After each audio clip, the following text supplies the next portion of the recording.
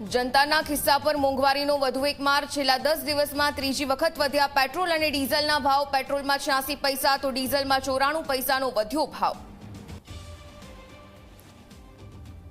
ઝી 24 કલાકના કાર્યક્રમ મહાસન્માન 2026માં ગુજરાતના જાણીતા સફળ ઉદ્યમીઓનું સન્માન। મુખ્યમંત્રી ભૂપેન્દ્ર પટેલે કહ્યું કે પેટ્રોલ અને ડીઝલની કોઈ અછત નથી, 2 દિવસની તકલીફ છે, ચિંતા ન કરો। પૂરેપૂરું પેટ્રોલ રાત દિવસ આપી અને સંતોષ આપવાનું કામ ગુજરાત સરકારે કર્યું છે।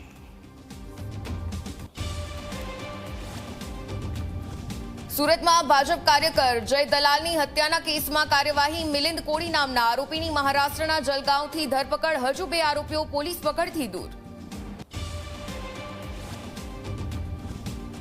કચ્છના ગઢપાદરામાં 24 વર્ષીય બીએસએફ જવાને આપઘાત કર્યો। પંકજ મેમતિયાને પોતાની રાઇફલથી લમડે ગોળી મારી હોસ્પિટલ લઈ જતા તબીબે મૃત જાહેર કર્યો।